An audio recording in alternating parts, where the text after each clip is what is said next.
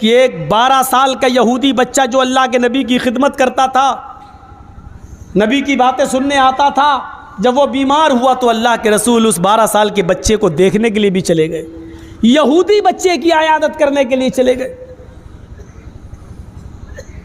जब अल्लाह के नबी उस यहूदी बच्चे के पास बैठते हैं तो वो आखिरी सांसें ले रहा था और उसकी सांसें उकड़ रही थी, ऐसे कर रहा था, ऐसे, यहाँ उसकी जान अटकी हुई थी।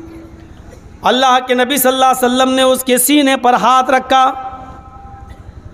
और उससे कहा, आए बच्चे, कुल ला इलाहा इल्लल्लाह मुहम्मदुर रसूलुल्लाह।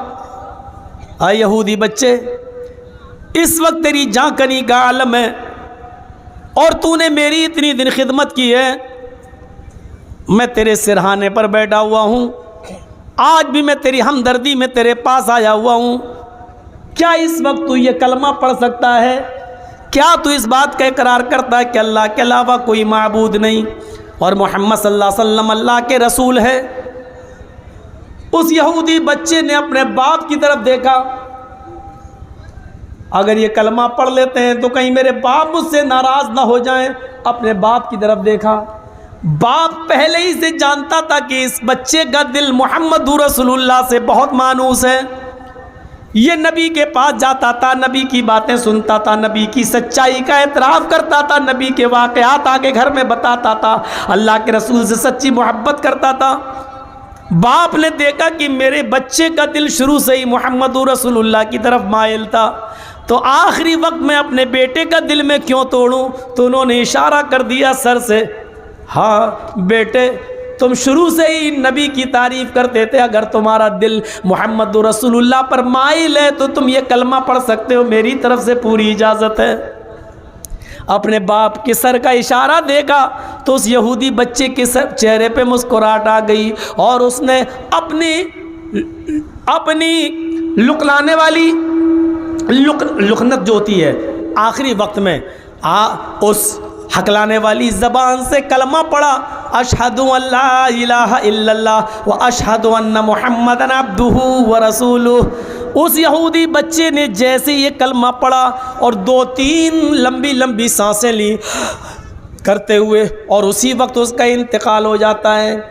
इस कलमे को पढ़ने के बाद 2-3 सांसें लेता है और उसका इंतकाल हो जाता है। अल्लाह के नबी सल्लल्लाहु अलैहि वसल्लम बैठे थे, जब आपने देख लिया कि उसका इंतकाल हो गया तो खड़े हो गए और खड़े होकर फरमाते हैं, अल्हम्दुलिल्लाहिल्लज़ी अनक़ज़हू मिनन नार। सारी तारीफ़ें उस अल्लाह के लिए हैं जिसने आखिरी वक्त में इस बच्चे को जहन्नम की आग से बचा लिया। सारी तारीफ़ें उस अल्लाह के लिए हैं जिसने आखिरी वक्त में इस बच्चे को कलमा तौहीद पढ़ने की तौफीक दी और जहन्नम से बचा लिया। तो बताने का मकसद ये है कि आप ना छोटा देखते थे ना बड़ा, अमीर देखते थे ना गरीब, ये नहीं देखते थे कि कौन किस धर्म से और मज़हब से है, आप उसकी आयादत और तीमारदारी करने के लिए जाया करते थे। ये सादगी थी आपकी। व यशहदुल जनाजा, हज़रत अनस कहते नबी की सादगी का हाल ये था कि आप हर एक के जनाजे में भी शरीक हो जाया करते थे। अमीर का इंतकाल हो फिर भी जाते थे, गरीब का इंतकाल हो फिर भी जाते थे। अरे आप तो अब्दुल्ला इब्ने उबय इब्ने सलूल, जिसने ज़िंदगी भर नबी को गाली दी, जिसने ज़िंदगी भर नबी को सताया, यहाँ तक कि उसने अल्लाह के रसूल की प्यारी चहेती बीवी हज़रत आयशा पर भी गंदी तोहमत लगाई, गंदी तोहमत लगाई। मेरे प्यारे साथियों, अम्मा आयशा पर थी जिसने ज़िना की तोहमत लगाई। मेरे प्यारे भाइयों, जब अब्दुल्ला इब्ने उबय का इंतकाल होता है तो अल्लाह के नबी सल्लल्लाहु अलैहि वसल्लम उसको भी अपनी चादर उतार कर दे देते हैं कि आए अब्दुल्ला इब्ने उबय के बेटे, अगर तेरे बाप की मग़फ़िरत मेरी चादर से हो सकती है तो कफन की जगह पर इस चादर को उड़ा दे। उसने कहा जनाजे की नमाज पढ़ा दो। अल्लाह के नबी उसका जनाजा भी पढ़ाने के लिए खड़े हो गए, लेकिन अल्लाह ताला ने मना कर दिया, आए मोहम्मद सल्लल्लाहु अलैहि वसल्लम 70 मरतबा भी अगर तुम उसके लिए दुआए मग़फ़िरत करोगे तो मैं कबूल नहीं करूँगा। तब हट गए। तो आप तो अपने मुखालिफ और अपने दुश्मन के भी जनाजे में शरीक हो जाया करते थे। और एक मरतबा तो ऐसा हुआ कि बैठे थे अपने सहाबा के साथ, एक जनाजा आ रहा है यहूदी का, किसी यहूदी का इंतकाल हो गया, जनाजा आ रहा है। अल्लाह के नबी सल्लल्लाहु अलैहि वसल्लम ने यहूदियों की शब यात्रा देखी, उसका जनाजा देखा तो आप बैठे थे, जनाजा देखकर खड़े हो जाते हैं, जनाजा देखकर खड़े हो जाते हैं, थोड़ी दूर चलने भी लगते हैं। जब जनाजा आगे बढ़ गया तो सहाबा ने बड़े ताज्जुब से पूछा, आए अल्लाह के रसूल, आप एक यहूदी के जनाजे को देखकर भी खड़े हो गए? यहूदी का जनाजा देखकर खड़े हो गए? अरे मरने वाला तो यहूदी था, यहूदी को जनाजे को देखकर खड़े हो गए आप?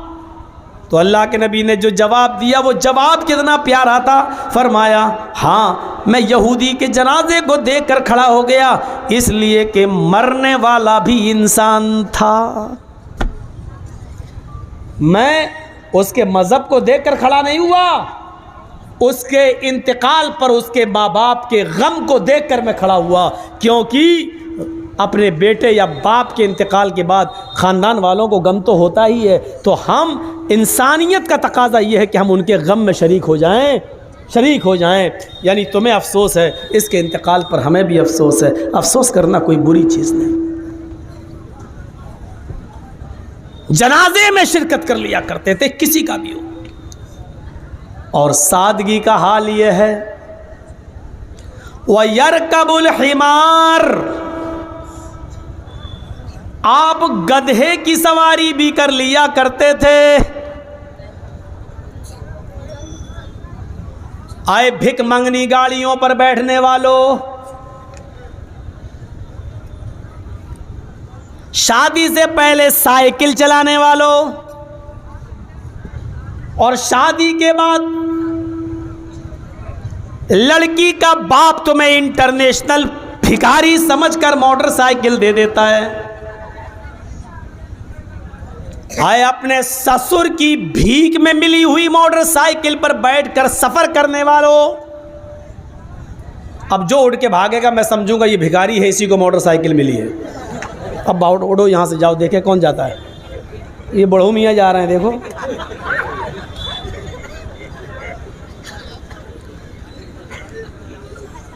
अब बताओ इस वक्त कहाँ जा रहे हैं बेचारे, बुढ़ियान भी सो गई होंगी, क्या करेंगे वहां जाके।